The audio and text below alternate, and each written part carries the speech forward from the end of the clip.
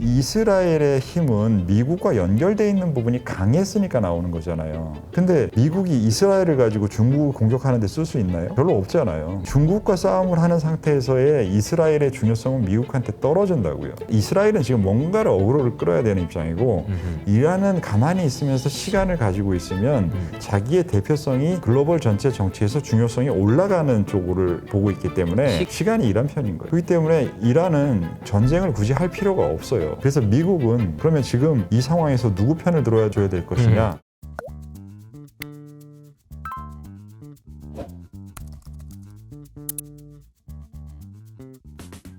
저희가 이제 미국 선거 이야기를 좀 해보면 좋을 것 같습니다. 미국 선거. 네. 이거는 지금 아까 뭐 트럼프가 너무 샴페인을 빨리 터뜨렸다라는 얘기도 해주셨는데 네. 이거는 어떻게 좀 봐야 될까요? 그 미국 선거가 너무 예상하기 어려운 큰 사건들이 이번에 너무 많이 발생을 했잖아요. 맞아요. 갑자기 근데 앞으로도 그럴지 모르는 그러니까요. 건가? 총격 사건이 발생했고 현직 대통령이 하지 않겠다라고 했고 이런 부분들은 역사상 이게 그러는 것들이 동시에 겹칠 적이 없잖아요. 맞아요. 그러니까 이 상황을 예측하기 일단은 기본적으로 너무 어렵습니다. 그러니까 예측하지 못하는 상황인데 예측하려고 하면 거기서 에러가 더 크게 나요. 그러니까 저는 예측을 좀 안 하셨으면 좋겠고 나오는 뉴스들을 계속 팔로우하면서 그 현상에 대해서 잘 반영을 시켰으면 좋겠는데 가장 최근의 현상은 민주당이 잘하고 있는 모습이에요. 그리고 민주당이 잘하는 건가요? 아니면은 네. 트럼프가 못하는 건가요? 두 개가 섞여 있죠. 트럼프가 잘하고 있다면 민주당이 지금만큼 잘하기는 어려웠을 것 같아요. 그렇죠. 네, 네. 근데 양쪽의 힘이 동시에 있으니까 트럼프는 못하고 민주당은 잘하니까 그 차이가 빨리 역전이 된 것 같고요.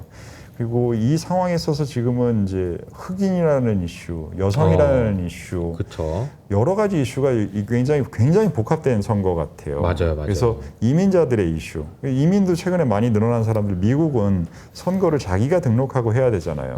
그래서 이민자들이 얼마나 그 선거에 참여할지에 대한 부분들도 이슈가 될 것이고, 그래서 지금 여러 가지의 흐름상으로는 큰 사건이 또 나서 다시 뒤집어질지 모르겠지만 변수의 개수로서는 민주당이 유리한 개수를 늘려가고 있는 것 같아요.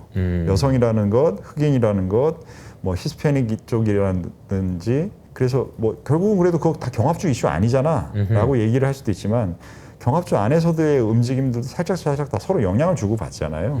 그 부분에서의 그 개수는 민주당 쪽에서 최근에는 좀 유리해지는 것 같아서 확률은 전보다는 싸움이 된다 상태 정도 혹은 민주당이 살짝 우세 아닐까라는 정도까지 생각해 보시는 게 지금 상황 같습니다. 트럼프가 잘못한 건 뭘까요? 이게 트럼프가 이게 만약에 70% 근처까지 갔던 지지율이 네. 갑자기 40%까지 낮아진 거는 네. 불과 한 달 사이에 네. 이거는 트럼프가 잘못한 거다라고 생각할 수 있는데 그냥 딱 직관적으로 생각해 보면 얘가 너무 도취됐다. 그렇죠. 저런 꼴은 못 보겠다. 네. 이런 생각이 좀 들었을 것 같고 또 뭘 잘못했을까요? 그 현대 선거는 예전보다 이 사회 전체의 권력 구조에서 힘을 과하게 파트에서 많이 가져갔기 때문에 정치는 전보다 힘이 떨어졌다고요. 그렇기 때문에 조금 더 뭔가가 힘이 떨어지잖아요. 그럼 이게 쇼 비즈니스화 돼가요. 사람들의 관심을 어그로를 끄는 방식으로 간다고요. 맞아요. 그러면 왜냐하면 자기는 지금 관심이 사람들이 더 떨어지고 있는데 관심을 얻으려면 그 안에 있는 업계 종사자들은 뭔가 전보다 더 강하게 해야 사람들이 쳐다봐 준다라는 자기 강박관념. 쪼그라듦에 대한 강박관념이 있단 말이에요.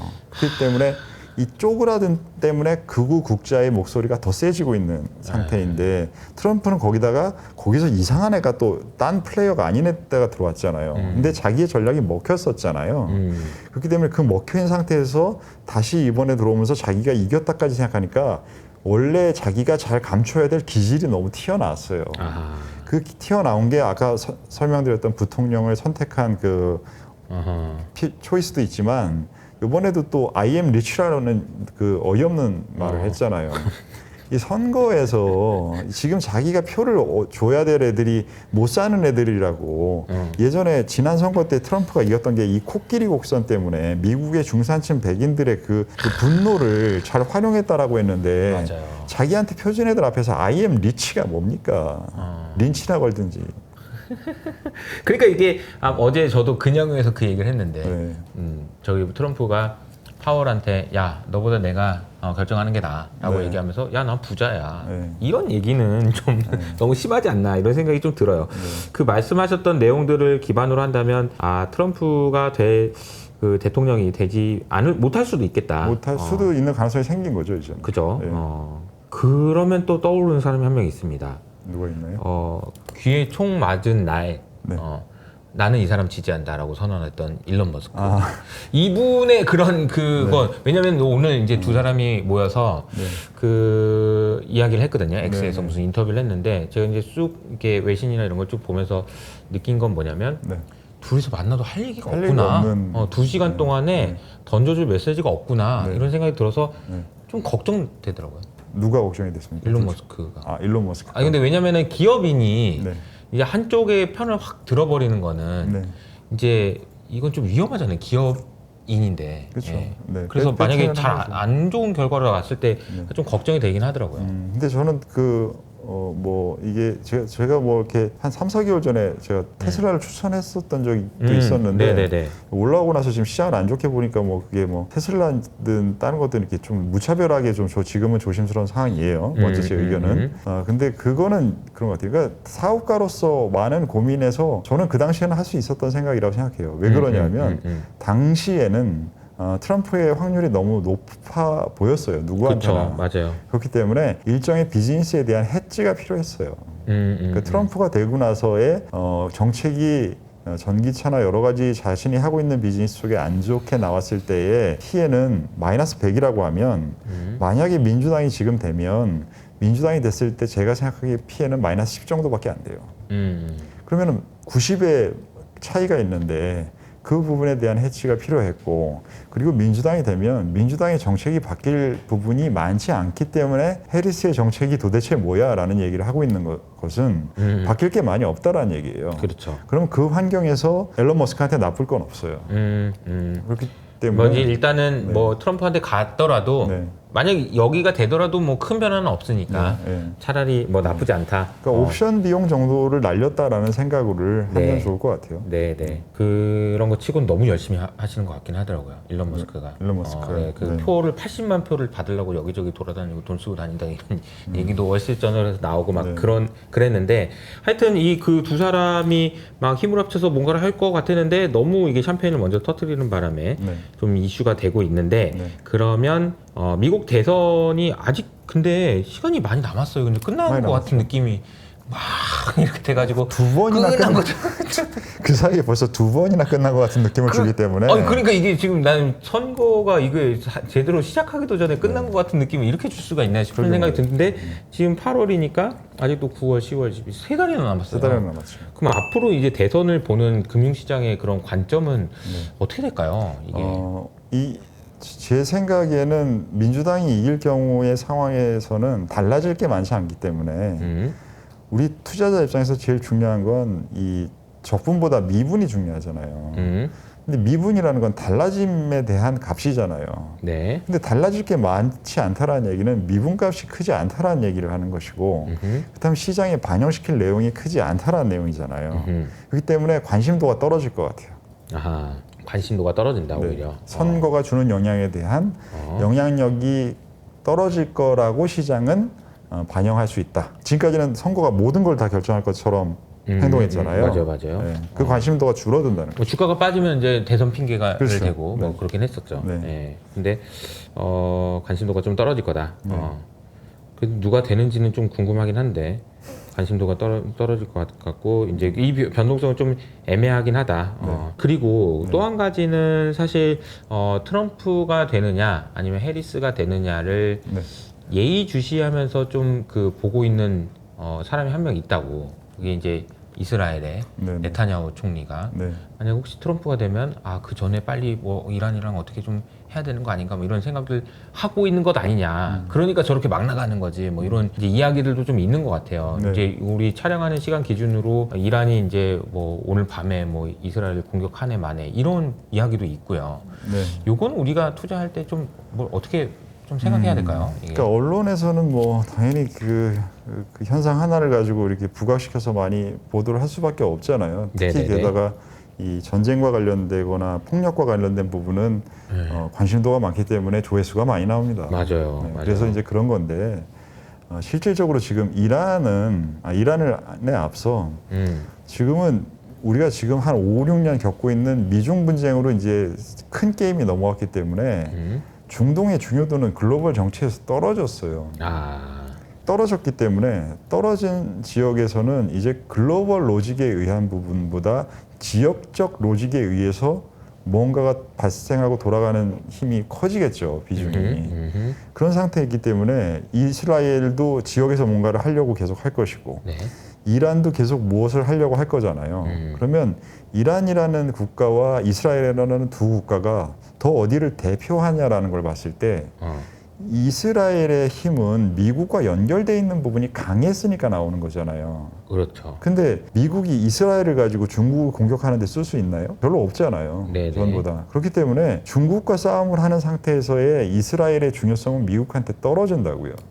그리고 이란은 현재 글로벌 전체에서 대표를 할 수 있는 그룹이 있어요. 그 약간 경제적으로 여유에 있고 한 나라들의 그룹. 예전에는 우리가 브릭스라는 그룹도 있었고 여러 네네네네. 그룹이 국가 정치의 변경 시점마다 존재를 하잖아요. 네네네. 그러니까 이란은 자기가 대표할 수 있는 대표성에서 헤드가 되려고 하는 그러한 지금 상황이기 때문에 자기가 지역적 로직에서의 강세를 잡을 수 있는 부분이 있단 말이에요. 그러면 지금 전쟁을 하게 되면 무언가 어떤 애는 자기가 너무 아까 전에 우리가 어그로가 정치가 전체가 더 줄어들 때 하는 행동을 얘기한 것처럼 이스라엘은 지금 뭔가를 어그로를 끌어야 되는 입장이고 이란은 가만히 있으면서 시간을 가지고 있으면 자기의 대표성이 글로벌 전체 정치에서 중요성이 올라가는 쪽으로 보고 있기 때문에 시간이 이란 편이네요. 시간이 이란 편인 거예요. 상황이 이란 편이고 그렇기 때문에 이란은 전쟁을 굳이 할 필요가 없어요. 물론 이제 그 부분에 있어서 원체 좀 안에서 이제 강경파들이 센 나라들이잖아요. 그쵸. 그쪽에서 그러니까 내부의 목소리를 잘 조율할 수 있느냐 아니냐라는 이슈는 있겠지만 국가적인 차원에서는 급할 게 없다고요. 급할 게 없는 나라이기 때문에 이스라엘은 그 사이에서 계속적으로 지금 현재 우경화가 너무 심해요. 그래서 우경화가 너무 심한 그 상황에서 무언가를 자꾸 이렇게 그 격한 목소리를 내려고 하는 상황이라서 합리적인 그러한 의사결정이 나오지는 않는 것 같거든요. 그래서 미국은 그러면 지금 이 상황에서 누구 편을 들어줘야 될 것이냐. 아까 우리가 일본에 대해서 잠깐 엔화에 대해서 얘기했던 것처럼 네. 쟤들이 조용히 있길 바라지. 쟤들이 조용히 안 있기를 바라지 않는다고요. 왜냐면 쟤네들은 지금 적이 아니란 말이에요. 주적이. 지금 중국하고 지금 바빠 죽겠는데. 그렇죠, 그렇죠. 그래서 어떤 방식으로든 걔네 양쪽 세력을 톤다운 시키려고 노력을 하겠죠. 알겠습니다. 그 정도의 느낌으로 이란과 이스라엘의 문제를 본다면 네. 또 뭐 중국 얘기가 나왔으니까 중국 얘기를 안 여쭤볼 수는 없는데 네. 요즘에는 사실은 중국이 이슈가 잘 안 돼요. 안 되죠. 안 돼요. 네. 왜냐면은 그게 죽었나? 뭐 이거 뉴스가 없어요. 뉴스가 뉴스 새로운 이야기가 없는 거죠. 네. 뉴스가 없다는 얘기는. 네. 중국은 뭐 하고 있는 거죠? 이게 지금? 네. 중국은 뭐 제가 생각하기에는 중국은 좀 화들짝 뒤었죠. 중국 굴기했다가 화들짝 뒤었죠. 지금. 그래서 국가 단위에서의 싸움에서 미국한테 정말 깨갱했구나. 한마디로 깨갱한 상태고요. 이 상태에서 지금 그 다시 무언가를 하기 위해서는 지금 중국은 구조 변환을 해야 돼요. 구조 변화를. 그렇게 못했던 부동산 중심의 구조도 개선해야 되고 생산 구조로 쏠려 있잖아요. 소비 구조가 약하고 네. 외발 성장이었잖아요. 그 부분도 손을 봐야 되고 그리고 지금 현재 전 세계에서 뒤처지면 안 되는 AI를 필두로 한 과학기술 개발도 계속해야 되고 너무 바빠요. 안에서 하기 바빠서 밖에까지 지금 뭔가 왈가왈부할 수 있는 상황은 아닌 것 같아요. 그렇기 때문에 우리한테 들리는 게 별로 없는 것 같아요. 조용히 뭔가 안에서 내실을 다진다. 내실을 다진다. 네. 이런 상황이라고 보면 되겠네요. 자, 그래서 오늘 이제 그 오종태의 투자 병법 운영자이신 오종태 네. 대표님이라고 그래도 뭐 해야 돼. 아무튼 오종태 네, 이사님. 하여튼, 네. 근데 뭐 말 들어보니까 오이사 이거 네, 입에 잘 계속 네. 오이사 계속 하신다고 그렇습니다. 오이사님과 네. 함께 여러 가지 이야기를 하고 있는데 지금 정리를 해보면 이렇습니다. 일단은 시장은 7월 초에 있었던 고점이 좀 당분간의 고점일 가능성이 좀 있다. 그래서 좀 오를 때마다 좀 조심하는 그런 전략이 좀 필요하다라는 말씀을 해주셨고 그리고 뭐 이게 그 여기 정치적인 관점에 대한 이야기, 선거에 대한 이야기, 뭐 다양한 이야기들 좀 했는데 종합해 보면 이제 결론은 우리가 이제 투자를 하고 쉴 수는 없으니까 네. 뭔가 계속 의사결정을 해야 되는 상황이라서 네. 이제 이럴 때는 어떻게 해야 되는지 이게 이제 그 오종태의 투자병법에 보면 이제 리스크 관리라는 네. 그 영상도 따로 올라왔더라고요. 그래서 어떻게 해야 되는 건가요? 리스크 관리 뭐 이렇게. 네. 이렇게 쉽게 결론적으로 말씀드리면 자기가 생각하는 것과 자기의 포지션이 지금 굉장히 다른 상태를 많이 갖고 계세요. 변곡점에서는. 변곡점에서는 실제로 스스로는 좀 위험하다고 생각은 드는데 마음으로는 아직 수익을 더 내고 싶고 최근에 이 고점까지 항상 계좌의 본전은 고점이잖아요. 맞아요. 지금 현재 어제의 잔고가 아니라 네. 그 고점에 대한 미련. 그런 것 때문에 여러 가지 지금 상황들이 뭐 얘기 들어보고 유튜브 보고 자료 찾아보고 했을 때 머리로는 지금 좀 전보다 어려워진 것 같은데 마음으로는 거길 못 따라가서 괴리가 발생을 해서 포지션은 막 어디를 가야 되는지 모르는데 그럴 때 보통은 장이 안 좋아지기 시작하기 전에는 과한 포지션을 갖고 있을 경우가 많고 반대로 장이 올라갈 때는 공포에 눌려 있어가지고 과소 포지션을 갖고 있는 경우가 많잖아요. 지금은 좀 전자 상황에 가까울 것 같아요. 많은 분들이 자신이 생각하는 것보다 과대 포지션을 갖고 있을 확률이 높아서 그 부분을 기회가 있을 때마다 대표님이 얘기하신 대로 좀 줄여가지고 지금 현재 자기가 판단하는 것과 자기가 갖고 있는 포지션을 일치시켜라 라는 게 첫 번째 조언이고요.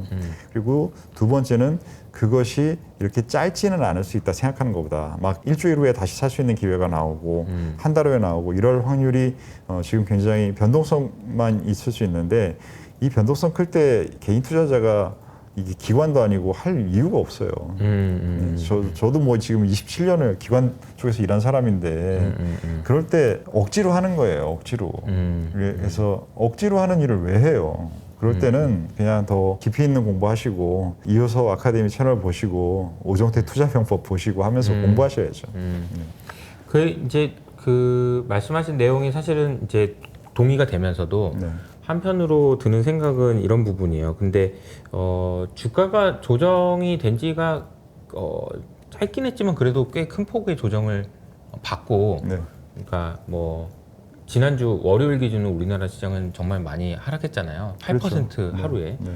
그러니까 이제 그때 이제 사람들이 생각했던 그 최악의 상황은 진짜 막 경기 침체가 오는 거야부터 시작해가지고 뭐 엔캐리 트레이드 다 청산되는 거야. 그러면서 이제 팔았을 거라는 거죠. 그렇죠. 근데 그때 팔았을 때에 비하면 지금은 그건 아니네. 그래서 어딘가는 그런 악재가 아니면 안 빠질 수 있을 것 같다는 생각도 좀 들고 두 번째로는 우리가 흔히 이제 그 시장이 어떤 공포와 탐욕의 정도를 보고 판단하는 Fear and Greed 인덱스를 보면 네. 지금은 이제 극단적인 공포의 구간에 있단 말이에요. 네. 그래서 그 워렌 버핏이 이야기했죠. 남들이 공포에 떨 때 탐욕스러워지고 네. 남들이 탐욕스러워질 때 네. 공포를 가져라. 네. 근데 내가 이제 좀 덜 탐욕스러워지나 생각했더니 시장이 이미 공포에 질려 있어. 네. 그래서 이게 뭔가 좀 혼란스러운 상황인 것 같긴 해요. 네. 그런 공포를 얘기할 때는 3년에서 5년 정도의 구간을 가지고 얘기하는 거고 한두 달에 10%, 15% 조정을 가지고 얘기하는 거 아닙니다. 그거를 갖다 붙이는 걸 막 갖다 붙이는 거예요. 그 하락은 여러분들이 지금 코로나 때 빠졌을 때나 그다음에 2023년이었나요? 그러니까 네. 한 계속적으로 미국 금리 안 좋고 하면서 한 10개월 빠진 적 있잖아요. 그러니까 그럴 때 빠졌을 때를 얘기하는 거지. 그런 빠진 다음을 얘기하는 겁니다. 이미 빠진 다음. 지금은 변동 구간과 이것이 이유를 정확하게 파악할 수가 없는 상황이라고 하면 이유를 알아야 그 다음에 뭘 하는 거예요. 그리고 최근에 보시면 외국인들하고 기관이 많이 팔았어요. 그리고 그거를 미수까지 털렸어요. 미수는 개인들이 대부분 털렸을 텐데 다른 개인분들이 그걸 사신 거예요. 그렇죠. 그러니까 개인이라는 전체 주체로는 변동이 없이 그냥 주식을 주인이 바뀐 거죠. 주인만 바뀐 거지 개인 주체가 갖고 있는 건 똑같아요. 그러면 그 상황에서 그거를 받아내고 한 것이 다시 5% 정도 올라가면 가만히 계실까요? 지금 구조적인 상승으로 보고 이걸 산 자금일까요? 아니라고요.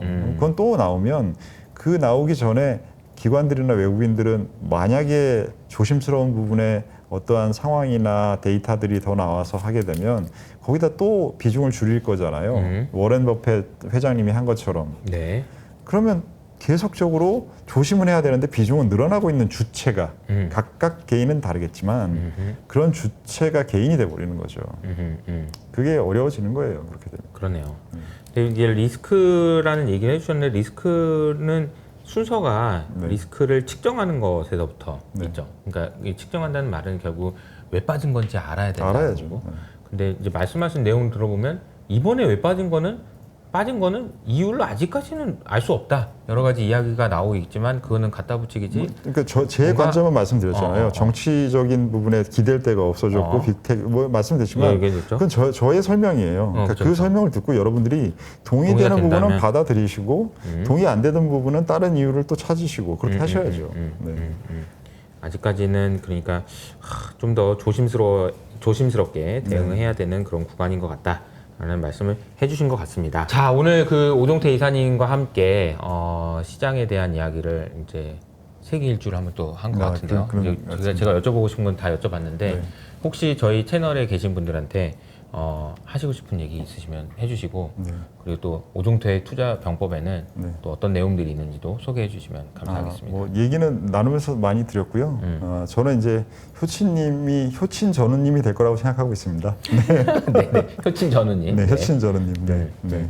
감사합니다. 그래서 오종태의 투자 병법에도 많이 저희 이제 고정 댓글로 이제 달아놓을 테니까 많이 참고해 주시고 야 오종태 이사님이 유튜브 한지 몰랐는데 하시는 분은 얼른 들어가셔가지고 구독과 좋아요와 알람 설정. 알람과 댓글까지 아, 네. 또 막 엄청 또 댓글 달면 또 다 댓글 달아주고 계시더라고요. 지금 초기이기 때문에 네. 제가 예전에도 이효석 대표님하고 그런 얘기를 나눈 적이 있는데 구독자의 수에 따라서 활용할 수 있는 방식이 다르다. 구독자가 되게 적을 때는 서로 소통을 많이 할 수 있고 어느 정도 한 10만 정도가 가게 되면 주제를 선택하는 데 있어서의 그 추천을 하는 것을 받아들이기는 할 수 있고 그러다가 나중에 이제 너무 커지게 되면 이효석 대표님이 이 아카데미처럼 그때 되면 이제는 그 이렇게 일방향 쪽인 게 강해진다라고 말씀드렸는데 저는 이제는 지금 소통 단계인 거죠.